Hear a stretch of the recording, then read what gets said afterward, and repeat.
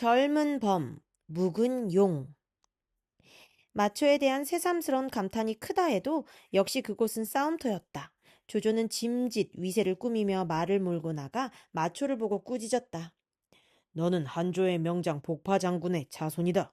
그런데 무슨 까닭으로 모반을 하려 드느냐?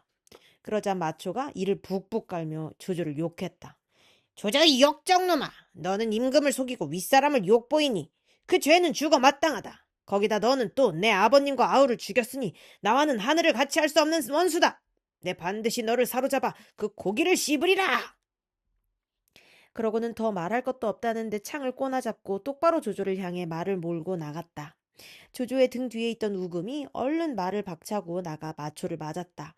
하지만 우금이 맹장이라 해도 젊은 마초의 기세를 당해낼 수 없었다. 두 말이 엇갈리며 창칼이 부딪기 8~9번쯤이나 했을까? 견디지 못한 우금이 말을 돌려 달아나기 시작했다. 조조 편에서 다시 장합이 달려나갔으나 마초를 당해내지 못하기는 마찬가지였다. 겨우 20합을 버티다가 역시 꼬리를 사리고 달아났다. 그 뒤를 받은 것이 이통이었다. 하지만 이통은 원래가 마초의 적수는 못 되었다. 몇 번 창칼을 부딪기도 전에 위세 좋은 마초의 창에 찔려 말 아래로 굴러떨어졌다. 한 창에 이통을 죽인 마초가 문득 뒤를 돌아보며 창을 휘저었다. 그게 무슨 신호였던지 서량병이 일제히 조조의 군사를 덮치기 시작했다. 이미 세 장수가 쫓겨온 데다 한 장수가 눈앞에서 죽는 걸 본 조조군이라 기세가 아니 꺾일래야 아니 꺾일 수가 없었다. 변변히 맞서보지도 못하고 쫓기니 싸움은 조조의 대패였다. 조조군이 몰릴수록 서량병들은 힘이 더욱 솟구쳤다. 마초를 가운데로 하고 좌우를 맡은 장수들이 힘을 모아 지쳐오니 조조의 군사는 여지없이 무너져 갈팡질팡했다. 마초, 방덕, 마대는 수백 기를 이끌고 똑바로 중군을 짓밟으며 조조를 사로잡으려 했다. 이리저리 쫓기는 군사들 틈에 끼어 정신없이 달아나는 조조의 귀에 문득 서량병들의 외침소리가 들렸다. 붉은 점포를 입은 놈이 조조다! 붉은 점포 입은 놈을 잡아라! 그 소리에 놀란 조조는 말 위에서 얼른 붉은 전포를 벗어던졌다. 그러자 서량병들이 다시 외쳐댔다. 수염 긴 놈이 조조다! 수염 긴 놈을 잡아라! 조조는 또 놀랐다. 얼른 차고 있던 칼을 뽑아 긴 수염을 잘라버렸다. 서량병 중에 조조가 수염을 자르는 걸 본 군사가 있어 곧 그 일을 마초에게 알렸다. 마초가 영을 바꾸었다. 수염을 잘라! 짧아진 놈이 조조다! 수염 짧은 놈을 잡아라! 그렇게 되니 이미 자른 수염을 이어댈 재간이 없는 조조는 더욱 놀랐다. 생각 끝에 깃발을 찢어 얼굴을 싸매고 천방지축 달아났다. 조조가 한창 말을 달리고 있는데 문득 등 뒤로 한 장수가 쫓아왔다. 조조가 돌아보니 바로 마초였다. 이때 조조 곁에는 몇몇 장수들이 붙어 있었으나 마초를 보자 질겁을 하고 뿔뿔이 흩어져 버렸다. 사람이 다급해지면 제 목숨이 으뜸이라 주인도 저버리고 살 길을 찾아 달아나 버린 것이었다. 혼자 달아나는 조조를 알아본 마초가 태산이 무너질 듯한 소리를 내질렀다. 조조는 달아나지 말라! 그 소리에 조조가 어찌나 놀랐던지 들고 있던 말채찍을 떨어뜨릴 지경이었다. 뒤이어 조조와 마초 간에 쫓고 쫓기는 경주가 벌어졌다. 조조는 정신없이 말배를 걷어차며 앞으로 내닫고 마초는 창을 휘두르며 그 뒤를 쫓았다. 어디쯤 갔을까? 갑자기 조조 앞에 굵은 한 나무 한 그루가 나타났다. 조조가 얼른 그 나무를 도는데 뒤쫓던 마초가 창을 내질렀다. 창은 아슬아슬하게 조조를 스쳐 나무 등걸에 박혔다. 아비와 형제를 잃은 원한이 스민 창질이라 박혀도 여간 깊이 박히지 않았다. 마초가 힘들여 나무 등걸에 깊이 박힌 창날을 빼고 보니 조조는 이미 멀리 달아난 뒤였다. 마초는 그래도 단념하지 않고 말을 박자 조조를 뒤쫓기 시작했다. 한참을 뒤쫓는데 문득 어떤 산 언덕에서 한 장수가 뛰쳐나오며 소리쳤다. 우리 주인을 다치지 말라! 종이 여기 있다! 그러면서 칼을 휘둘러 마초의 앞길을 가로막았다. 조조는 그 틈을 타 목숨을 구해 달아나고 조홍과 마초 간의 한바탕 싸움이 어우러졌다. 어지간한 조홍이었으나 4~50합이 지나자 차차 칼 쓰는 법이 어지러워졌다. 그때 하후연이 수십 기를 이끌고 그곳에 나타났다. 자신은 혼자고 상대는 여럿이라 안 되겠다 여긴 마초는 그제서야 말을 돌려 달아나기 시작했다. 하후연도 패군을 수습하기에 바빠 마초를 뒤쫓을 생각까지는 못했다. 조조가 진체로 돌아가 보니 조인이 죽을 힘을 다해 진체를 지키고는 있었으나 군사는 적지 않이 꺾여 있었다. 자신의 군막으로 돌아간 조조는 먼저 조홍의 공부터 축혔다. 내가 전에 만약 조홍을 죽였더라면 오늘은 틀림없이 마초의 손에 죽었을 것이다. 그러고는 조홍을 불러 무거운 상을 내리고 벼슬을 높여주었다. 한번 뜨거운 맛을 본 뒤에 간신히 군말을 수습한 조조는 그날부터 굳게 진체와 책을 지키기만 했다. 진체를 둘러싼 도랑을 깊게 파고 흙담을 높여 서량병이 함부로 덮칠 수 없도록 할 뿐 누구도 나가 싸우는 걸 허락하지 않았다. 마초가 매일 군사를 이끌고 와 싸움을 걸었으나 조조의 영은 한결같았다. 모두 굳게 지키기만 하고 나가 싸우지 말라. 함부로 움직이는 자는 목을 베리라. 보다 못한 장수들이 은근히 조조에게 권해보았다. 서량의 군사들은 모두 긴 창을 쓰고 있습니다. 마땅히 국노수를 뽑아 저들을 맞도록 해야 합니다. 그래도 조조는 조금도 싸우려 들지 않았다. 싸우고 아니 싸우고는 우리에게 달린 것이지 적에게 달려있지 않다. 적이 아무리 긴 창을 가지고 있다 한들 채책 뒤에 있는 우리를 어찌 찌를 수 있겠느냐. 그대들은 모두 굳게 지키며 적이 스스로 물러가는 꼴이나 구경하라. 그렇게 말하며 움직이지 않으니 장수들은 저희끼리 수군거렸다. 이상하다. 승상께서는 지금까지 모든 싸움에서 언제나 앞장을 서셨는데 이제 마초에게 지고 나서는 왜 이리 약해지셨는가? 하지만 조조의 언명이라 모두 진체에 박혀 굳게 지키는 수밖에 없었다. 이렇다 할 싸움 없이 며칠이 지났다. 세작이 와서 조조에게 알렸다. 마초에게는 또 2만의 군사가 늘었습니다. 이는 모두 강인들의 마을에서 마초를 도우러 온 장정들이라 합니다. 그냥 2만이라도 예산일이 아닌데 날래고 겁없는 강인들로만 2만이 늘었다니 큰일이 아닐 수 없었다. 그러나 이상하게도 조조는 그 말을 듣자 오히려 기뻐했다. 곁에 있던 장수들이 어리둥절해 물었다. 마초의 군사가 늘어났다는데 승상께서는 어찌하여 기뻐하십니까? 내가 이 싸움에 이기거든. 그때 그대들에게 까닭을 밝히겠다. 기다리라. 조조는 거기까지만 말하고 더는 까닭을 밝히지 않았다. 사흘 뒤에 또다시 마초의 군사가 불었다는 소식이 들어왔을 때도 마찬가지였다. 조조는 전보다 한층 더 기뻐하며 장중에 잔치까지 벌였다. 여러 장수들은 불안해진 조조가 짐짓 허세를 부려보는 것쯤으로 여기고 속으로 그런 조조를 비웃었다. 조조가 그만 눈치를 모를 턱이 없었다. 술잔을 돌리다 말고 문득 여럿에게 물었다. 그대들은 모두 내가 마초를 깨뜨릴 만한 꾀를 내지 못하는 걸 속으로 비웃고 있으리라. 그렇다면 그대들에게는 무슨 좋은 수가 있는가? 그러자 서황이 기다렸다는 듯 나섰다. 지금 승상께서 대군을 이끌고 북쪽에 계신 바람에 마초는 자신의 모든 군사를 동관으로 끌어들였습니다. 따라서 하서 땅은 틀림없이 아무런 준비가 없을 터이니 먼저 한 갈래 군사로 하여금 몰래 포판진을 건너 적이 돌아갈 길을 끊게 하십시오. 그런 다음 승상께서 재빨리 군사를 몰아 하북을 치시면 적은 양쪽이 서로 호응할 길이 없어 반드시 형세가 몹시 위태롭게 될 것입니다. 바로 조조의 속셈 그대로였다. 그 때문에 조조는 마초의 군사가 불어났다는 소문을 들으면 들을수록 기뻐했던 것이다. 그대의 말이 바로 내 뜻과 같네. 조조는 그렇게 서왕을 축혀 세운 뒤 이어서 영을 내렸다. 그대는 주령과 함께 날랜 군사 4천을 가려 뽑아 하서를 급습하도록 하라. 산골짜기에 군사를 숨겨놓고 기다리다가 내가 하북으로 건너가거든 동시에 치도록 해야 한다. 자신의 뜻을 가장 잘 이해할 수 있는 사람이라 여겨 서황에게 그 일을 맡긴 것이었다. 영을 받은 서황은 주령과 더불어 군사 4천을 이끌고 몰래 하서로 떠났다. 서황이 떠난 뒤 조조는 다시 조홍을 불러 포판진을 건널 배와 뱃목을 마련케 했다. 그리고 조인을 남겨 진체를 지키게 한 뒤 스스로 군사를 이끌고 위하를 건넜다. 조조의 그 같은 움직임은 세작들에 의해 마초의 귀에도 오래전에 들어갔다. 지금 조조가 이곳 동관을 공격하지 않고 사람을 시켜 배와 뗏목을 마련케 하는 것은 틀림없이 하북으로 건너가려는 것입니다. 우리의 돌아갈 길을 막으려는 수작이지요. 내가 먼저 한 갈래 군사를 이끌고 강북 쪽 언덕으로 가서 그걸 막겠습니다. 만약 조조의 군사들이 물을 건너지 못하면 20알도 안 돼 하동의 군량이 다 할 것이니 반드시 그 군사들도 어지러워질 것입니다. 그때 한함을 들이치면 어렵지 않게 조조를 사로잡을 수 있습니다. 세작들의 말을 들은 마초가 한수에게 그렇게 말했다. 듣고 있던 한수가 한마디 했다. 그럴 것도 없네. 자네는 병법에서 군사가 물을 반쯤 건너게 한 뒤에 친다. 란 말도 듣지 못했는가. 조조가 물을 반쯤 건너기를 기다렸다가 자네가 강 남쪽 언덕을 치면 조조의 군사들은 모조리 물에 빠져 죽고 말 것이네. 마초가 들어보니 그쪽이 훨씬 그럴듯했다. 숙부님의 말씀이 옳습니다. 그대로 따르지요. 그 한마디와 함께 곧 사람을 놓아 조조가 언제쯤 물을 건널지를 알아보게 했다. 한편 조조는 여러 번 싸움에 져 어수선한 군사들을 정돈한 뒤 크게 세 부대로 나누어 물을 건너기 시작했다. 앞선 인마가 위하를 건너려고 물에 들어섰을 때는 마침 해가 솟고 있었다.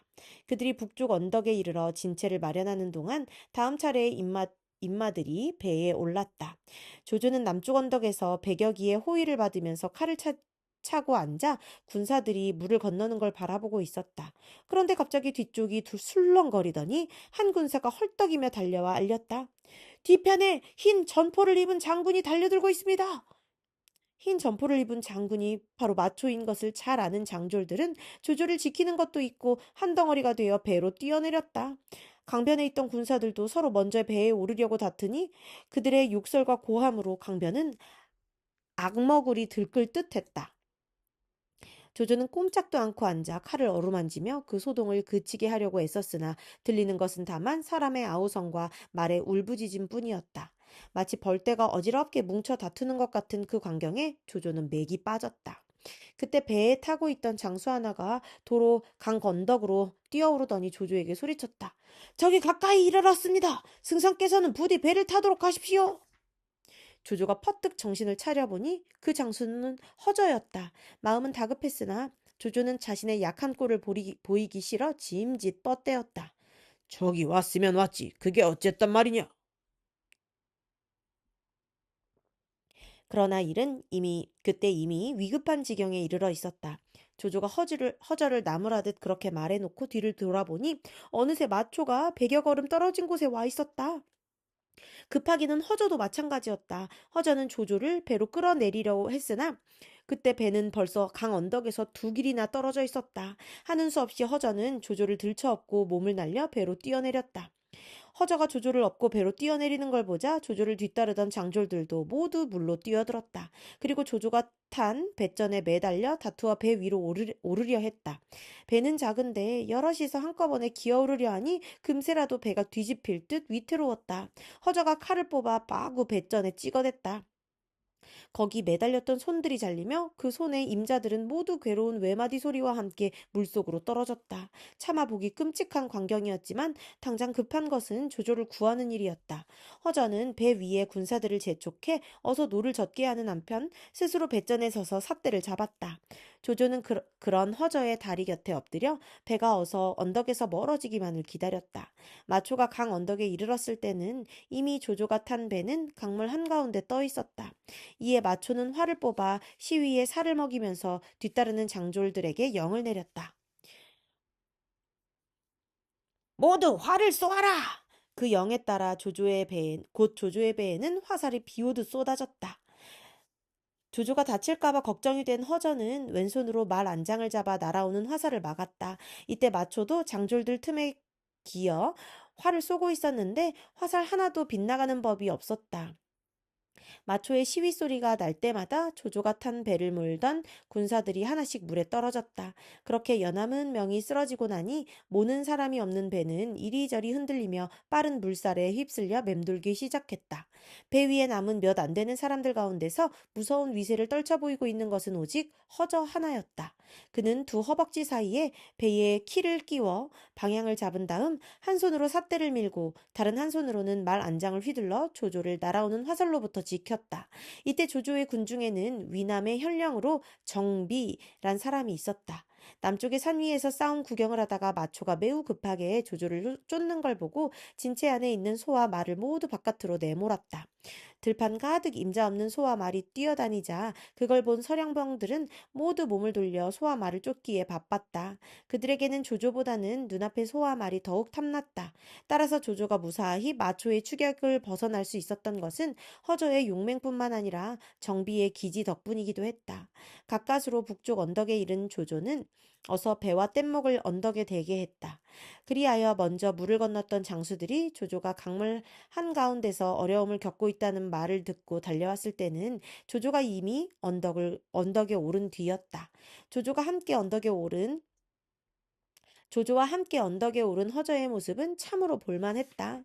온 몸에 고슴도치처럼 화살이 박혀 있었으나 다행히 두꺼운 갑옷을 입어 크게 다친 곳은 없었다.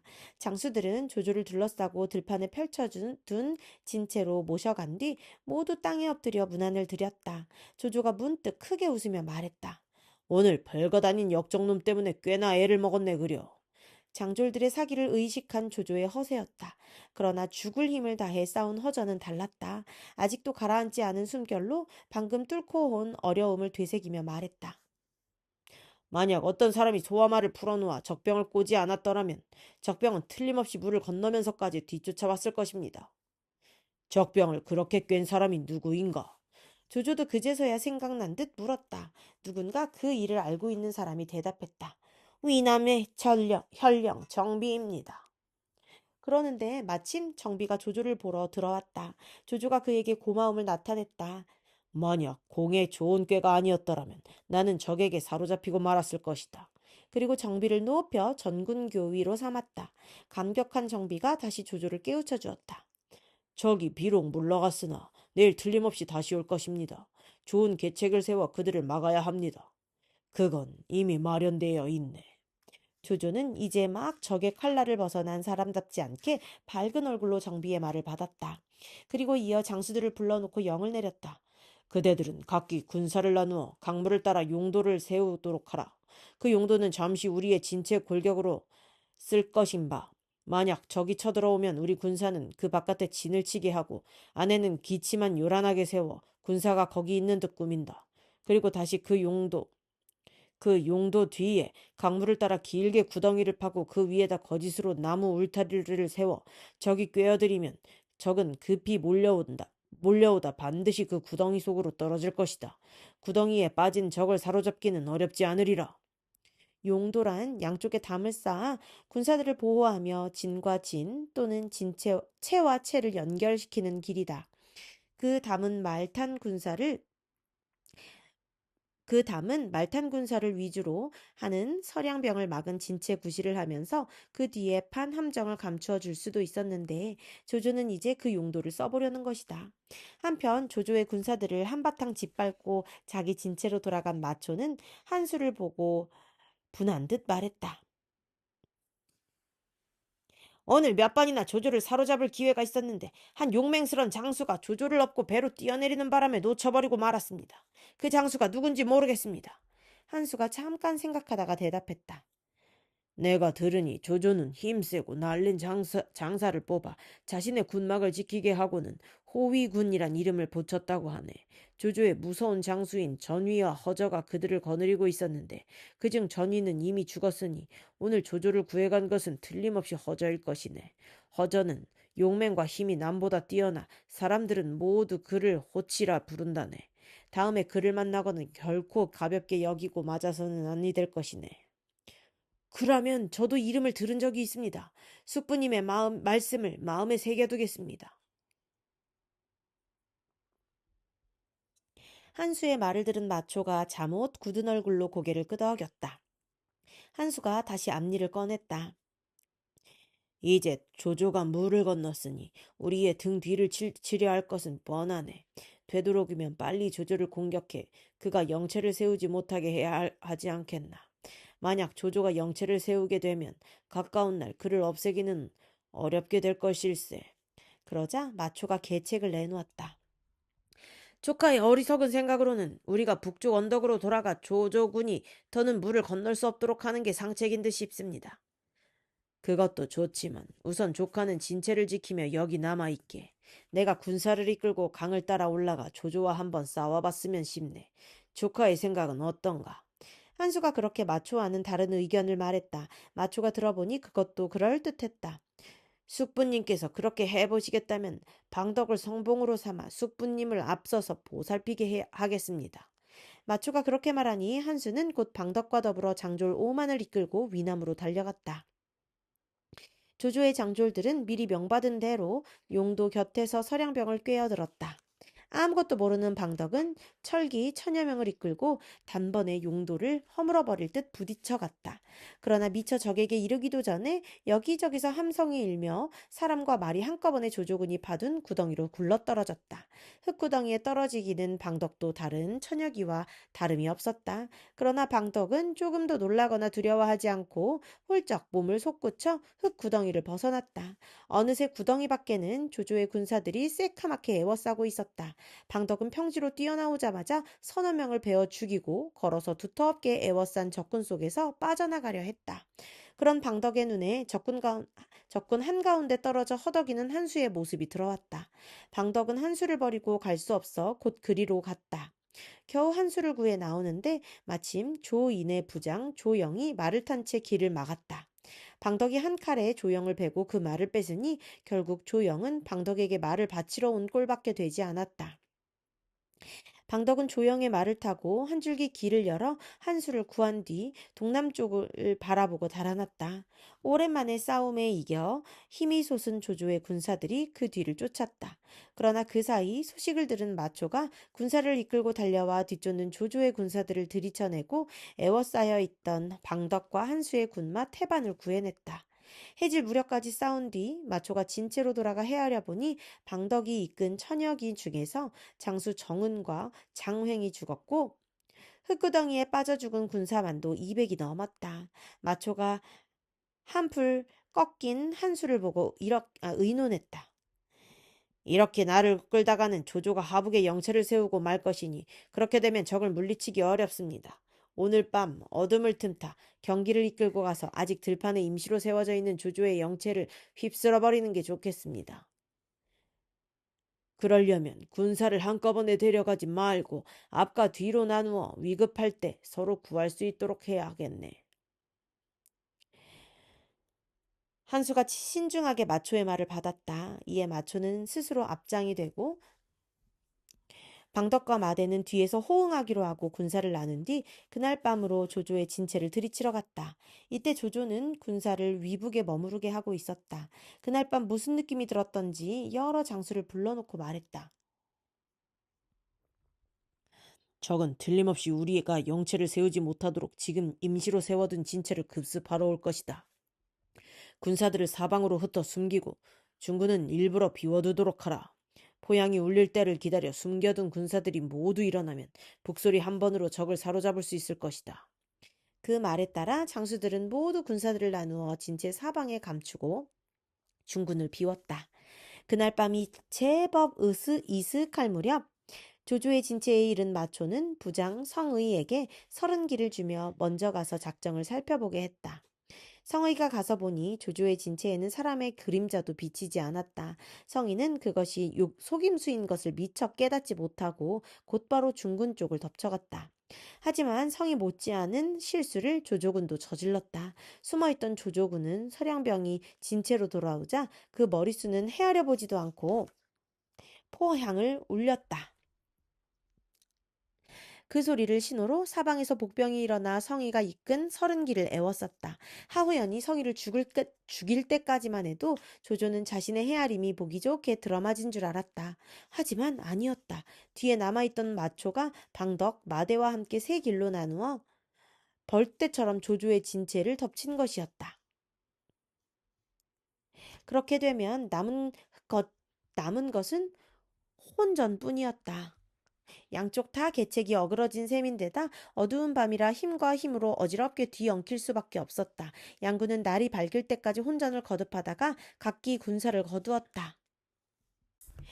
그러나 마초는 자신의 진체로 돌아가지 않고 위구에 군사를 머무르게 한 뒤 밤낮으로 군사를 내어 조조의 앞뒤를 후렸다.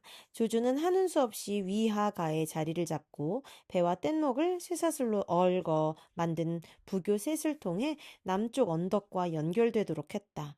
이때 조이는 강물폭이 좁은 곳 부근에다 임시로 진체를 내리고 곡식과 말 먹이를 실은 수레를 빙 둘러세워 방벽으로 삼으려 했다. 그 소문을 들은 마초가 군사들에게 영을 내렸다. 각기 마른 풀 한 단과 불씨를 마련하라. 조인의 진체를 치는 데는 그보다 나은 병기가 없을 것이다. 그리고 군사들이 시킨 대로 하자 한수와 더불어 조인의 진체 앞으로 밀고 들어갔다. 풀더미를 모두 한 군데 쌓고 불을 질러라! 마초가 그렇게 소리치자 군사들은 모두 그대로 따랐다. 곧 무서운 불길이 일어 곡식과 말먹이 풀을 실은 조조군의 수레에 옮아 붙었다. 젊은 마초가 이끄는 서량병의 매서운 기세에다 거센 불길까지 덮쳐오자 조조의 군사들은 맞서볼 재간이 없었다. 변변히 싸워보지도 못한 채 진치를 버리고 달아나니 수레며 부교가 모조리 타버렸다.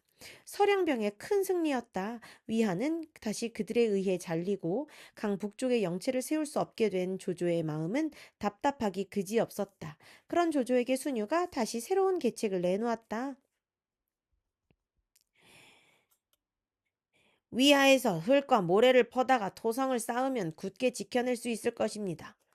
이에 조조는 군사 3만을 뽑아 흙으로 성을 쌓게 해보았으나 소용이 없었다.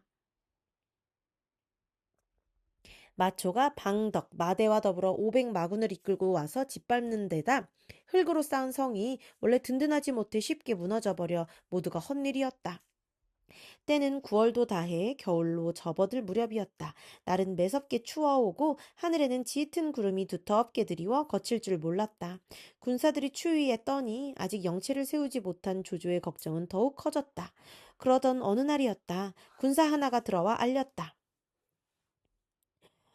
어떤 늙은이가 승상을 배우러 왔습니다. 진체를 세울 수 있는 계책을 알려주겠답니다.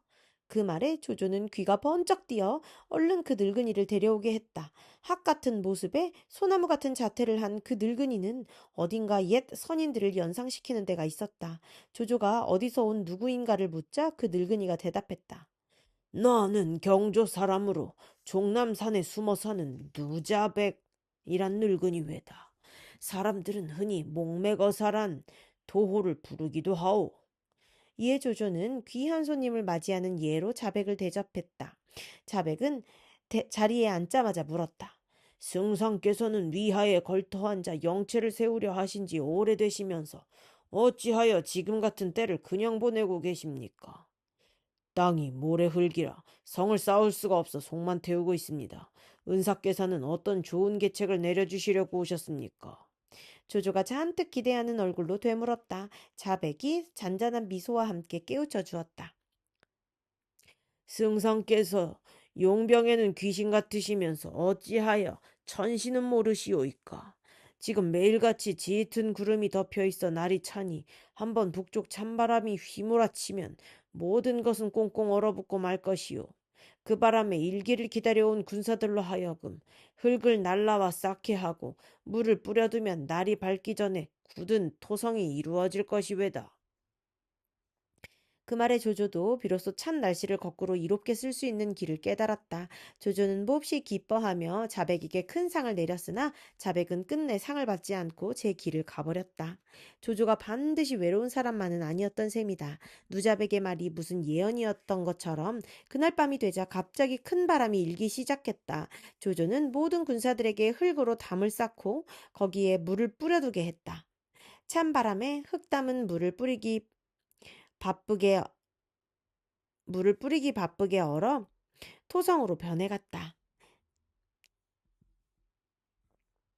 날이 밝자 굳게 얼어 세워진 토성이 모습을 드러냈다.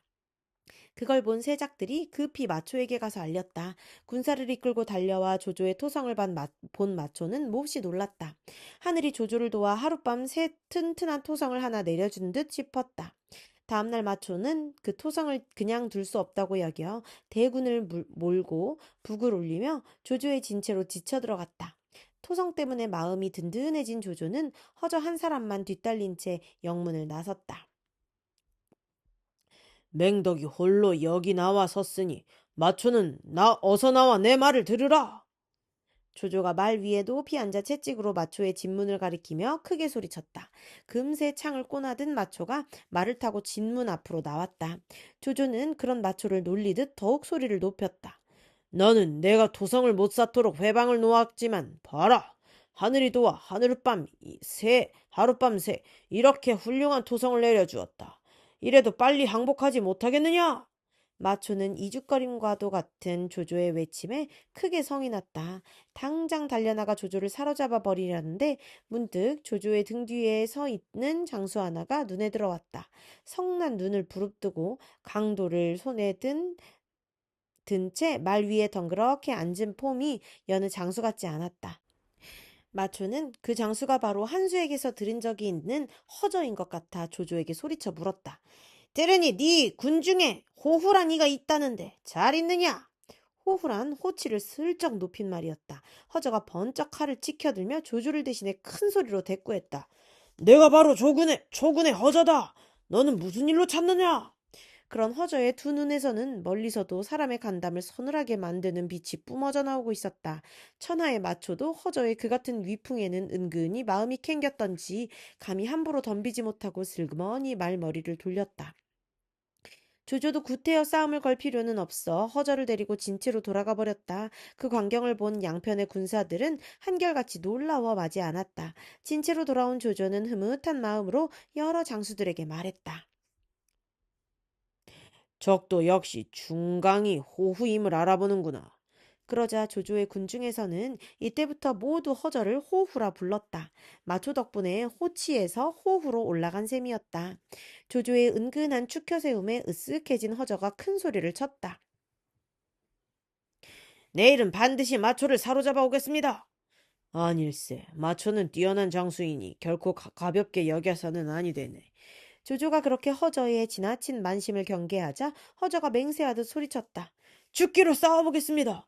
아무려면 그 어린 것 하나야 못당하겠습니까? 그러고는 곧 마초에게 싸움을 거는 글을 보냈다. 다음날 단 둘이서 한번 결판을 내보자는 내용이었다. 허저의 글을 받은 마초는 크게 노했다. 곱게 보아주니 이제는 자신의 머리 꼭대기에 올라서려는 것 같아 이를 갈았다. 이놈이 어찌 감히 이럴 수 있느냐? 내 맹세코 내일은 이놈 호치를 죽이리라. 호후로 축혀 세운 게 언제였냐는 듯 다시 허저를 용맹만 믿는 돌대가리로 깎아내렸다. 다음 날이 되었다. 양군은 영체로 나가 서로 마주보고 진세를 벌였다. 마초는 방덕을 왼 날개로 삼고 마대에게는 오른 날개를 맡긴 뒤 한수로 하여금 중군을 지키게 했다. 그리고 스스로 창을 비껴들고 말에 올라 진 앞으로 나갔다. 이놈 호치야, 어서 나오너라. 마초가 조조의 진 쪽을 향해 천지가 무너질 듯한 고함을 질렀다. 문기 아래 있던 조조가 여러 장수들을 돌아보며 감탄했다. 마초의 영맹이 결코 지난날의 여포에 견주어 모자라지 않겠구나.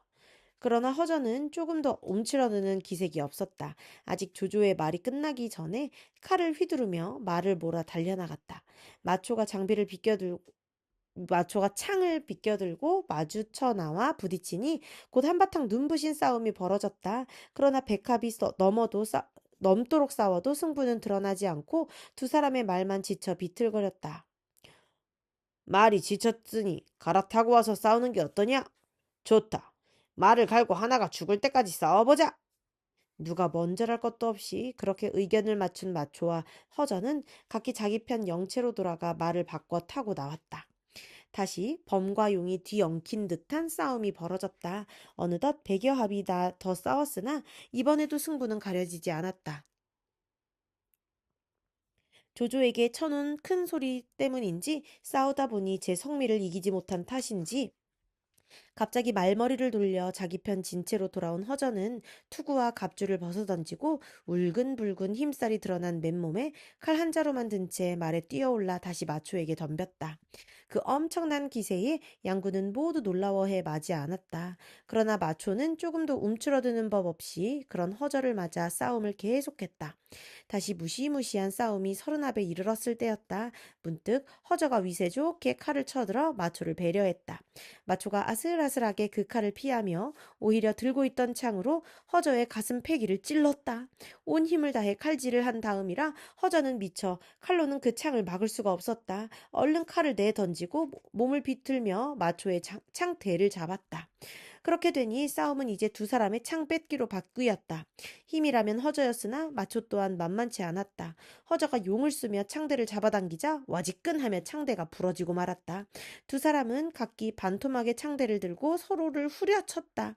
무기도 없는 마구잡이 싸움이었다.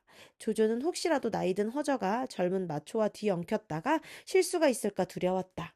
하후영과 조홍을 불러 한꺼번에 달려나가게 했다. 방덕과 마대는 조조 쪽에서 두 장수가 한꺼번에 달려오는 걸 보자 오히려 잘 됐다 싶었다. 마구잡이 싸움이라면 날래고 억센 서량병이 훨씬 유리했기 때문이었다. 곧 양 날개에 벌려 세웠던 철기를 휘물어 밀물처럼 조조의 군사들을 덮쳐갔다. 마초와 허저의 싸움에 넋을 잃고 있던 조조의 군사들은 그 같은 서량 철기의 급습에 크게 어지러워졌다. 변변히 싸워보지도 못하고 흑담으로 둘러쳐진 영체 속으로 달아났다. 마초는 그런 조조군을 물가까지 뒤쫓으며 두들기니 조조의 군사는 태반이 죽거나 다쳤다. 그리고 용맹을 떨치던 허저도 그 어지러움 속에서 팔에 화살을 둘씩이나 맞고 말았다. 진체의 문을 굳게 닫고 지키기만 하라. 결코 나가 싸우지 말라. 허저만 믿고 싸움을 걸었다가 또 한 차례 호된 맛을 본 조조가 급하게 영을 내렸다. 그 명을 받은 조조군이 돌처럼 굳게 언토성 뒤에서 굳게 지키기만 하니 마초도 더는 조조군을 짓밟지 못했다. 그러나 어지간한 마초도 허저에게는 질렸던지 위구로 돌아가 한수를 만나자 머리를 설레설레 지어오며 말했다. 나도 모질게 싸우는 놈은 여럿 보았지만 허저 같은 놈은 처음입니다. 정말로 호치라 할 만했습니다. 하지만 거듭되는 패전에도 불구하고 싸움은 조금씩 조조의 숨겨진 계책대로 진행되고 있었다.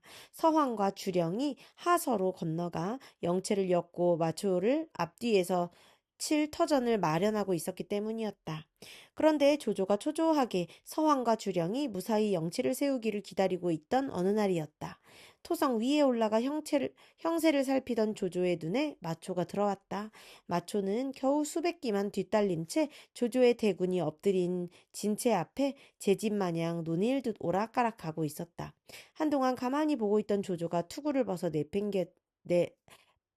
팽개치며 노성인지 탄식인지 모를 소리를 질렀다. 마초, 저 어린 놈이 죽지 않는다면 내가 죽어도 묻힐 땅이 없겠구나. 곁에서 그 말을 들은 하후연은 불끈 화가 치솟았다. 그러잖아도 적장이 진체 앞을 제집 마냥 논일듯 휘젓고 다녀도 움츠린 채 구경만 하고 있는 자신이 함심스럽던 차에 주인의 그 같은 말을 듣자 걷잡을 수 없이 솟구친 분노였다. 이 땅에서 죽는 한이 있더라도 내 반드시 마초를 없애고야 말리라. 그 한마디 외침과 함께 자기 밑에 거느리고 있던 천여 명을 이끌고 진체 밖으로 달려나갔다. 조조가 급히 말리려 했으나 그때는 이미 하후연이 마초에게 덮쳐가고 있는 중이었다. 조조는 혹시라도 하후연이 잘못될까봐 걱정이 되었다. 싸우지 않고 굳게 지키리라던 다짐도 있고 스스로 말 위에 뛰어올라 하후연의 뒤를 밀어주러 나갔다. 또 한 번 원하지 않는 싸움에 말려들게 된 것이었다. 마초는 조조의 군사들이 밀려나오는 걸 보자 앞선 군사들은 뒤로 물러나게 하고 뒷선 군사들을 나서게 하여 한 줄로 쭉 벌려 세웠다. 그리고 하후연이 그곳에 이르기 무섭게 애워싸듯 맞으며 들이쳤다. 진세고 뭐고가 없는 혼전으로 이끌려는 속셈이었다. 마초가 하후연과 어울려 어지럽게 싸우다 보니 저만치 조조의 모습이 눈에 들어왔다.